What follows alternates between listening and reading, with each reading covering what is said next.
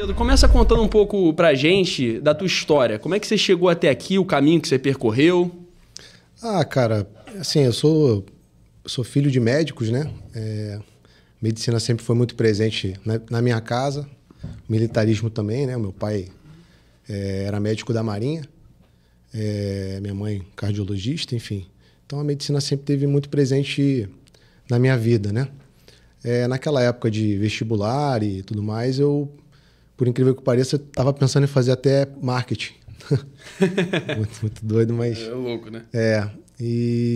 Mas o meu pai, sabiamente, perguntou quem que ia pagar as contas.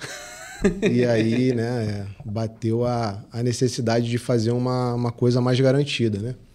E aí eu estudei, passei para a faculdade de medicina, 6 anos, né, de muito estudo, passei para residência, passei para várias na época, mas escolhi fazer lá em Campinas, que é a cidade de referência lá da prova de título de ortopedia. Então, não me arrependi, porque realmente foi um aprendizado muito grande, né? Campinas é uma cidade que tem 3 rodovias muito grandes, né? A Bandeirantes, a Anhanguera e a Dom Pedro. Então, um grande número de acidentes, né? Muito trauma. Muita experiência. Muita experiência. Então, assim, foi um aprendizado muito grande para mim. Depois, o Exército acabou me puxando no ano seguinte. Eu acabei servindo um ano como tenente. Depois, eu passei para a prova de especialista em coluna em São Paulo, na Escola Paulista de Medicina, que é uma referência nacional, uma das melhores universidades da América Latina. Também foram 2 anos de muito aprendizado. Depois segui, passei na prova de especialidade lá da Sociedade de Coluna. Consegui, graças a Deus, um observa lá no MD Anderson, em Texas, em ortopedia oncológica. Fiquei lá no Spine Center, aprendendo muita coisa sobre o manejo, né, das doenças metastáticas da coluna, né, que é o câncer quando se espalha pela coluna e tudo mais. Foi uma experiência muito boa.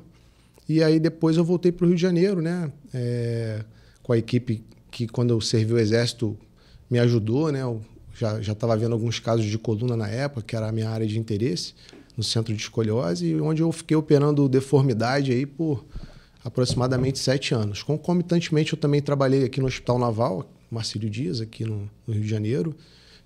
Montei um serviço de coluna lá na ortopedia, que na época não tinha ninguém assim efetivamente trabalhando.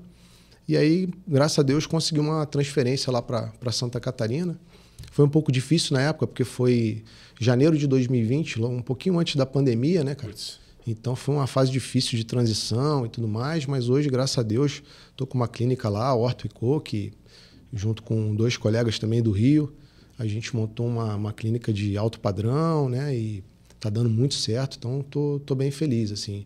E nesse meio tempo, né, a quantidade de cursos que você tem que fazer para se atualizar, né, cara, é um negócio absurdo, né? Outro dia eu estava conversando com um colega também, especialista em coluna, eu falei, cara, lembra da nossa época, né, cara? Como que era? Que a gente aprendeu na nossa especialização em 2011, não tem nada a ver com o que a gente está fazendo agora, assim, os conceitos vão mudando de forma muito rápida, né, cara? Então você tem que estar sempre se atualizando, fazendo curso, viajando para fora, indo em congresso bom, porque senão, cara, você fica para trás, cara, porque a ciência vai produzindo coisa, e se você não se atualizar, você fica sempre fazendo a mesma coisa e vai ficando para trás.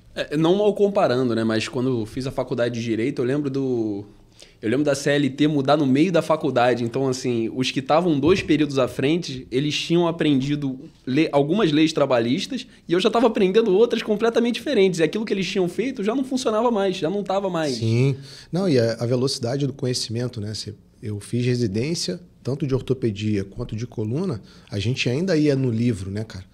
Comprava livro, lia, sublinhava e tudo mais. Hoje em dia, cara, a facilidade que você tem de ir no PubMed e acessar artigos que acabaram de lançar, cara, até chegar um livro, uma nova edição de um livro publicado, cara, já desatualizou, já tem coisa nova aí. Então, assim, um livro demora muito tempo para você juntar todas as informações, editar. Então, o cara, quando ele escreve o capítulo, vou dar um exemplo, assim, eu escrevi um capítulo de um livro sobre estenose em 2020.